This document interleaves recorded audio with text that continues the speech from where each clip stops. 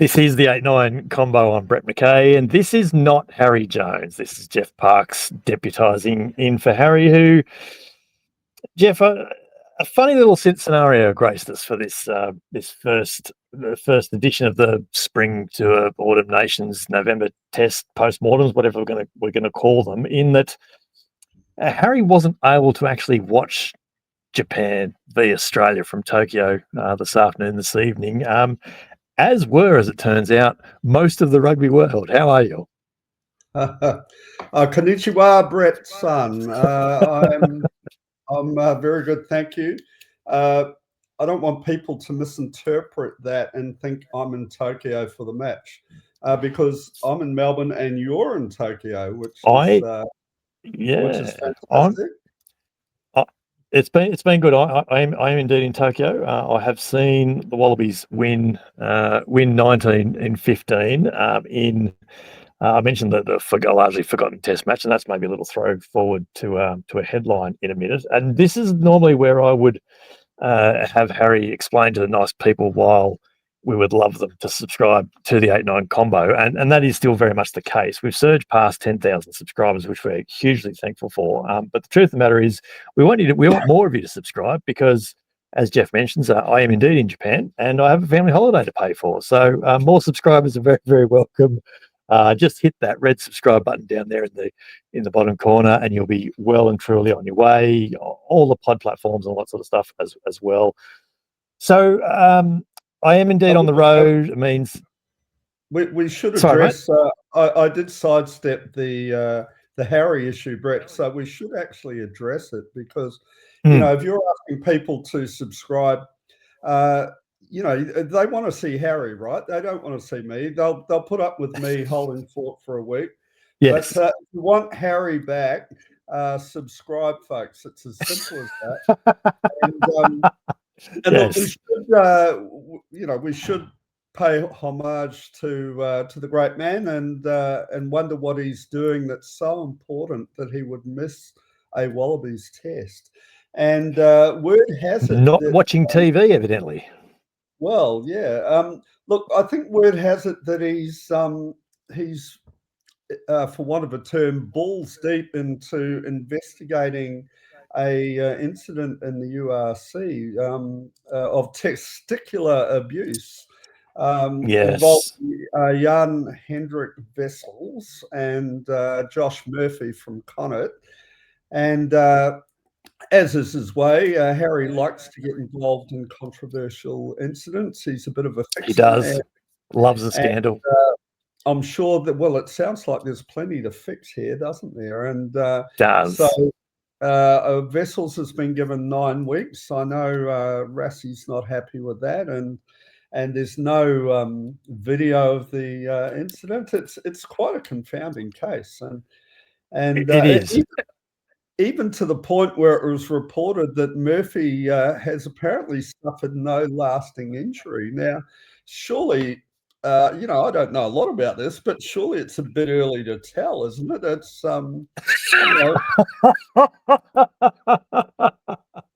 until he starts starting a family.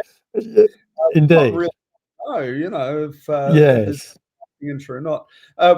We probably shouldn't laugh too much about it. It's pretty serious sort of business. It is, and I'm quite sure that we will get onto it in greater depth. Is that the right word? When the great man is back on deck later in the week, and perhaps once I'm back in Australia as well. But yes, it sounds like an interesting situation and a very, very good point that you make. Perhaps some of the sentence should be suspended until after progeny's finished. Anyway, we won't get bogged down with details. If anyone can nut this out, I'm sure it's Harry. Or if anyone can grab the ball bag by the horns, it's Harry. Excellent. It's a fantastic start that you've made, mate. I'm very happy. Move on. We will move on to the Wallabies beating Japan 19-15 at the National Stadium here in Tokyo. A wet national stadium. It's been raining in Tokyo most of today. It actually started raining in Tokyo about 3 o'clock yesterday afternoon when we got back to Tokyo. Funnily enough, I won't push you for a 5-word headline because I think The obvious one is very, very simply Wallabies scrape through forgotten test, because it was a bit of a scrape through, wasn't it? In the end, it's 3 tries to 2 in the end. They had something like 70% of possession in the first half, had at least 2 tries, had 2 tries disallowed, and probably should have scored maybe 2 more. And I certainly mentioned on our chat group that they would have wanted to have been more than, 14-3 up at halftime. Yeah, well, it felt, the gap between the sides felt like it was much bigger than 14-3. Yeah. And as you say, there was a couple of reasons for that.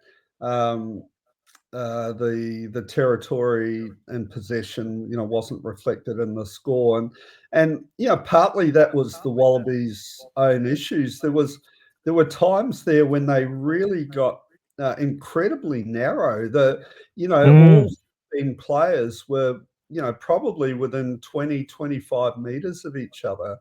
And, they got a bit obsessed, a little bit of white line fever with the pick and go there. And you could see that with each sort of rejection, the Japanese defenders grew more and more emboldened, and for them to hold them out, and they got a bit lucky, right? The line out drive try, that was a bit of a technicality that ruled that out. Tizano may well have scored at least on one occasion, but we couldn't really see it, and that's a risk you take when you're hitting up and close. So I think the Wallabies, on reflection, would probably look at, if they get into that situation again, keeping a bit of shape, keeping 15 guys aren't going to all get a turn at hitting it up from a metre out. So they shouldn't all be in there. And there's something to be said for keeping a bit of backline shape, trying to stretch the defenders out a little bit.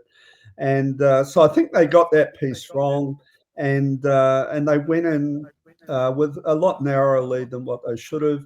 They did score one cracking try, from Josh Fluke's try in the on the half an hour, from a scrum play. It was great. That was really, really good.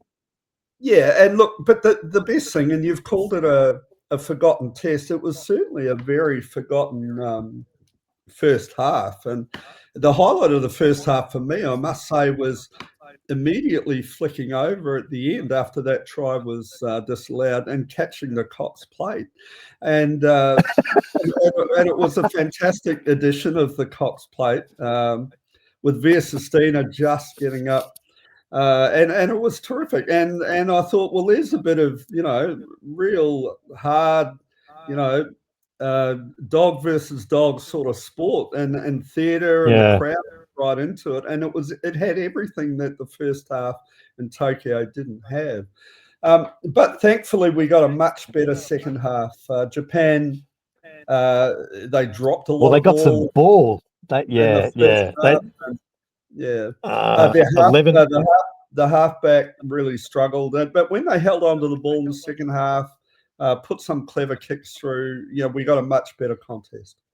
We definitely did. I mean, they were up against it. They had they'd lost 2 players to yellow cards inside the first 40 minutes, and so had to play the first 7 or 8 minutes of the second half without a tight head prop. Obviously, they replaced him as they needed to. It was. We were down in the sort of southwestern corner of the national stadium, and it's an impressive stadium, I've got to say. It's a big stadium, but everyone completely undercover, which was great, because it, as I say, it was wetter and got wetter in the second half too, and that certainly contributed to the amount of turnover ball. The second half became a real turnover fest. It was just knock-ons each way. But you're right, it did open up, and it was a good thing that it did, because the crowd was largely quiet and really out of the contest in the first half. They got a bit excited when they twice, maybe 3 times there early in the first half, repelled the Wallabies pick and drive on their line. And I've got to say, their line defence for that first 20 minutes was fantastic. Then the Wallabies must have had, I don't know, 30 plus pick and drive attempts across 2 or 3 different penalties at the time, and couldn't get anyone over. And the Japanese found themselves on the wrong side of Ben O'Keefe's thoughts around the offside line, and I've got to say, I reckon he probably could have gone harder than he did, particularly in that first half. But second half, it certainly opened up a lot more. Japan, both teams were looking to decide that, all right, we've got to try and play with a bit of space here, because we're obviously not going to do out through the middle. Teams are pretty good defending these days. Japan looked dangerous at times. The Wallabies looked, dangerous-ish at times. We've talked about midfield connection a lot this year, and I still don't really feel like there was a lot of it tonight. It's noticeable, and I'll be interested in your thoughts on this. It was noticeable for me that they were playing a lot more off Tane Edmed at 10, and that was the case in the last test against the two. Well, certainly the last Bledisloe test when Edmed started at 10. They're playing. I've been playing a lot off 9 this year. They have switched to, and they again today played a lot more off Edmed at 10, and that brought him into the game as a result of it. Yeah, look, I actually I get the point, but I thought that for a wet day, I would have thought the 10 would have been a lot more dominant than what he was. Yeah. And the longer the game went, it was pretty evident to me that Jake Gordon took responsibility for playmaking, and particularly out of defence. Yeah. Yes. To the point that he played 80 minutes, Geoff. Ryan Lonergan sat unused on the bench. Well, not for the first time. And, yes. Joe Schmidt did say afterwards, part of that was because they'd used all their other replacements.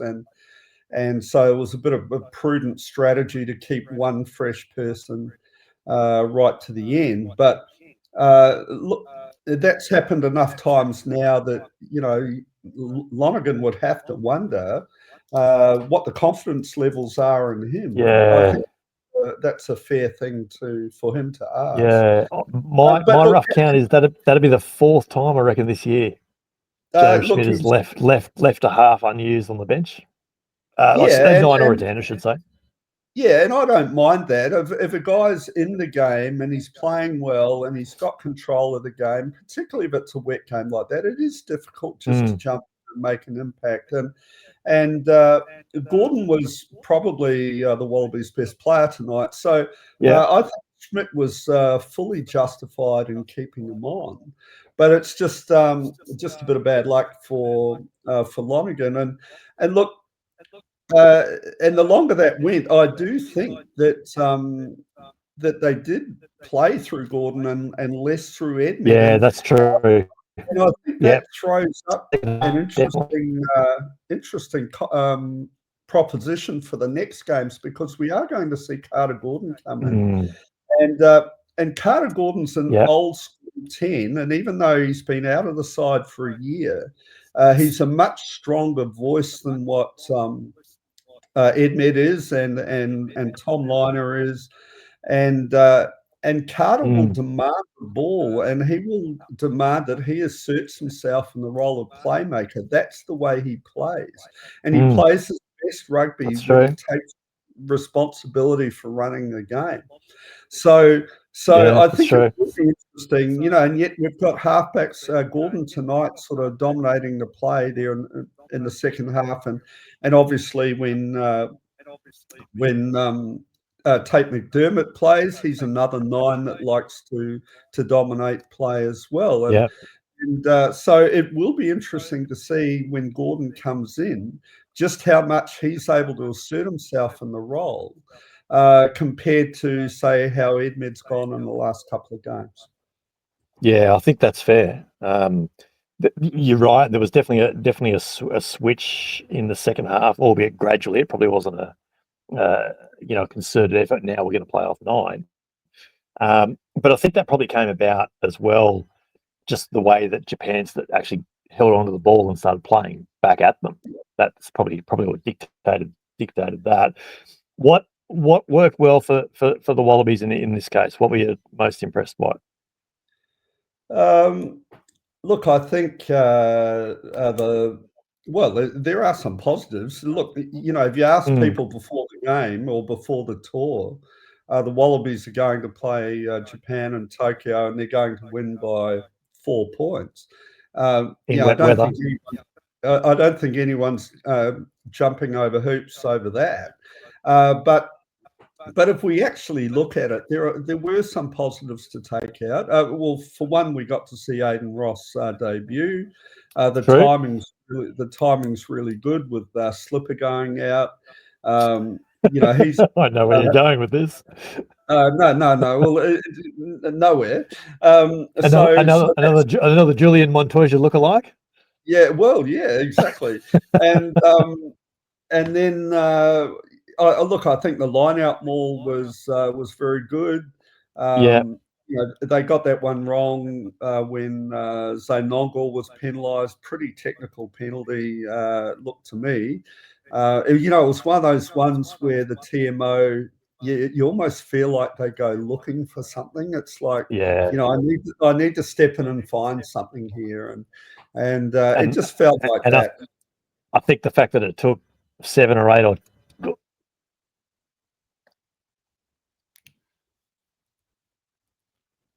Oh, sorry, mate. I think the fact that it took 7 or 8 replays to find what they were looking for probably confirmed that. So exactly. that was an interesting one.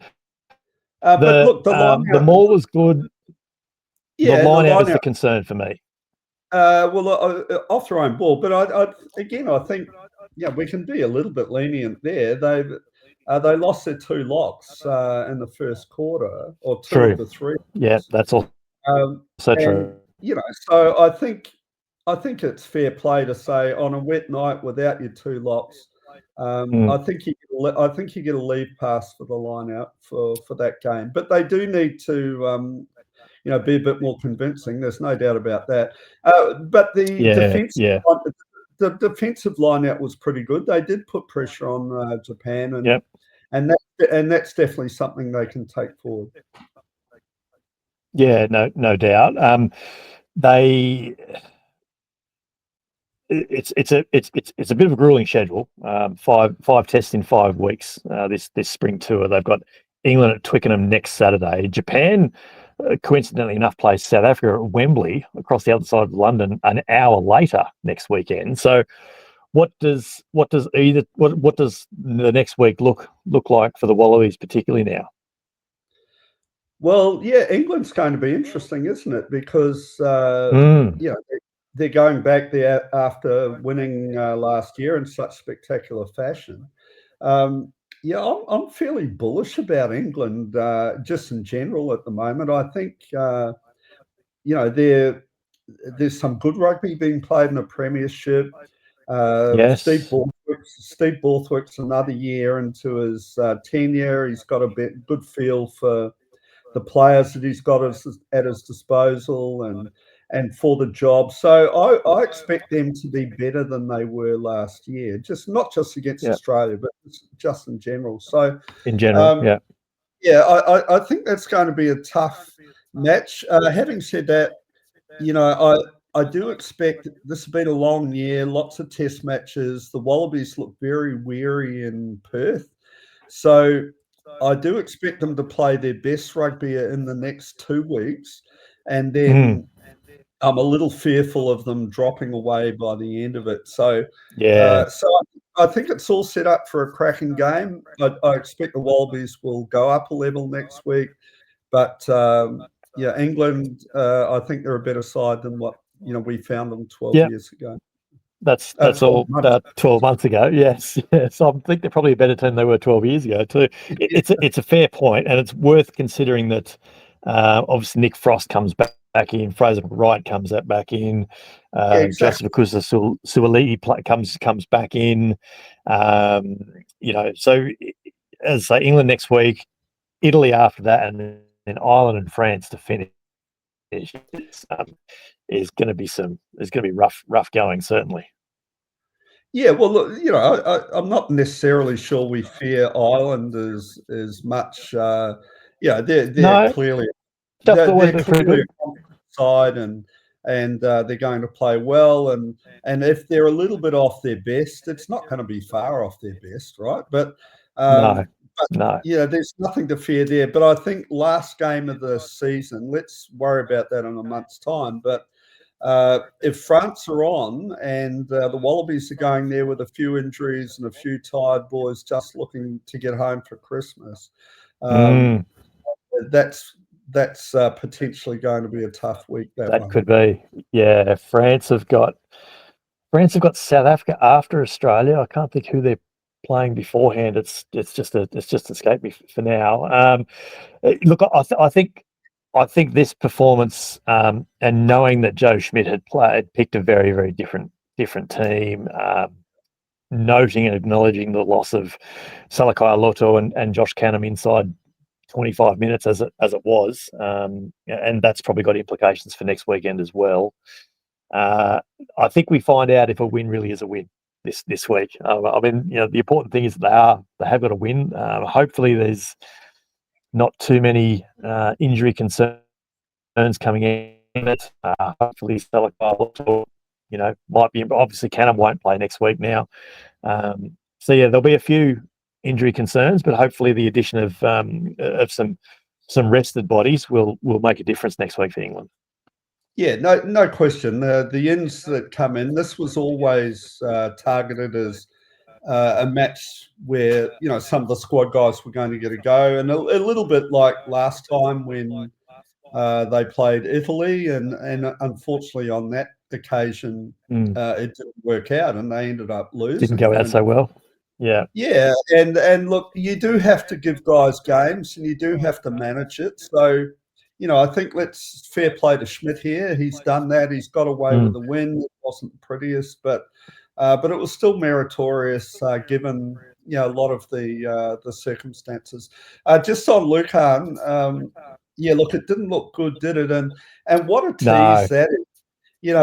We saw how well he went against the Lions for the combined side in Melbourne, and when he gets when he gets a bit assertive and starts running into people, and it's terrific to watch, and to see that at the start of today's game and see him charging down the field like that, it was a sight to behold. And it was, and what a tease having it all ripped away from us.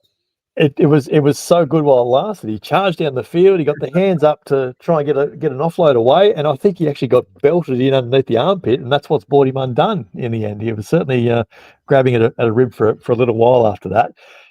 Harry didn't want to be completely left out of this conversation.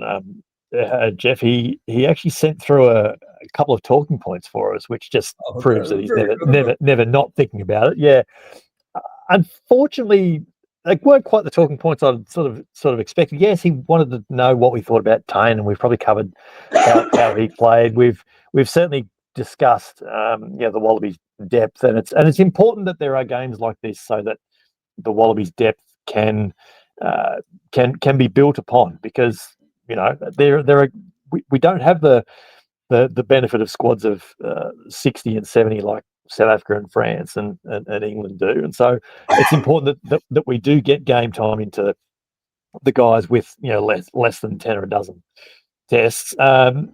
Wasn't too many questions posed around midfield defence, and so there hasn't been any real great changes around that. So that's probably another chat for another day. They even kicked more today, the Wallabies, which they needed to do in wet weather. That was always going to be the case. So what he actually wanted me to talk about particularly was what rugby in Japan is like, international rugby in Japan is like, and so I'll touch on that. The stadium, as I mentioned, is very, very good. It is the national stadium. It is the Olympic Stadium. Holds 70 odd thousand. There was a bit over 41.5 there, so it was about 60% full today. Crowd was certainly wanted to get into the game, so we're largely quiet through the first half. And the only time they sort of got into things was when they were charged by the ground announcer, and something would flash up on the screen. There'd be an orchestrated chant, and it was all very polite and all that. They didn't really get into it. The only thing only time they really got into it in the first half was when Michael Leach did something, and you just hear this din of Leach, and they still very much love the great man over there. It's been an interesting build-up, though. I've sort of been fairly detached from media. The TV in our hotel room back in Tokyo actually isn't working, so I couldn't tell you what sort of promotion there's been around it. But aside from the immediate stadium precinct, there has not been a flag, there hasn't been a poster, there hasn't been anything to suggest this game is on, to the point that our taxi driver yesterday, when we mentioned we'd come back to Tokyo for the rugby, he said, "Oh, there's rugby on," and he was surprised to hear that, and that it was Japan playing. So, the forgotten test sort of might be how it was in Japan and in Tokyo as well. But as I say, the stadium was fantastic. Food was great. You walk around to the kiosk and canteens and things like that, and I mean, you can forget your pie and hot dog and things like that. It was soba noodles, and we had sort of fried chicken skin on skewers, and every sort of Asian delicacy you can probably think of. So I would say, all up, apart from the game maybe not quite living up to the hopes that I that I had, it's actually been a really enjoyable day of international rugby, and that's probably the most important thing out of something like this. Yeah, look, I'm so glad you've got to experience that, Brett, and with your family there as well. And that's actually something that I noticed in Japan, having been to a few games there. Um, it is a great environment for families, and they take the kids along. They tend to play during the afternoons or early evenings rather than late evenings, which is more conducive to that. But on the train trips to and from the stadium, it's a very safe place for families and kids. It's certainly not the same as getting on a train back from back from Homebush back to the Sydney CBD. No, definitely yeah, not. or the Stade de France after Harry 2 wearing o'clock a in the morning. South African jersey, just after and he's the only one on the carriage, and everyone else is from Ireland, and I shouldn't really bring that up because I know he's still traumatized by that. Or should I say, catching the train from Cardiff to Neath after Wales had lost to England and at Millennium Stadium. That was a bit of an eye-opener. So compared to all of that, Tokyo's a breeze. It's a brilliant place for rugby. Probably one of my favourite memories in rugby was being at the stadium where you were today when Japan beat Scotland in the final pool game in the World Cup. Yes, of course. And that earned them a quarterfinal match against South Africa, and what a terrific occasion that was, and what an atmosphere that was, and look, that's well, I know we've had this discussion before, Brett, but 4 years ago we've had Japan beating Scotland and Ireland the week before. 4 years before that, they beat South Africa and Brighton at a World Cup, and then tonight, even though they've been off the scene a little bit and they don't get a lot of games, particularly in this part of the world, they're running the Wallabies to 4 points. And, it is just long past time where instead of, nice motherhood statements, the leadership of the game in Australia and New Zealand needs to knuckle down and bring these guys into the game properly. It's crazy that we still keep absolutely being condescending towards Japan or keeping them at arm's length or all that sort of stuff. It's crazy that conversations around Japan and Fiji playing in the Rugby Championship are still phrased in terms of when. Exactly. Like it should just happen. Anyway, that is definitely another chat for another day. It's been a great holiday for us, certainly, but it's been a great way to to finish it. There's some fantastic rugby coming over the next month. I have to say thank you, mate, for deputising for Geoff, for Harry.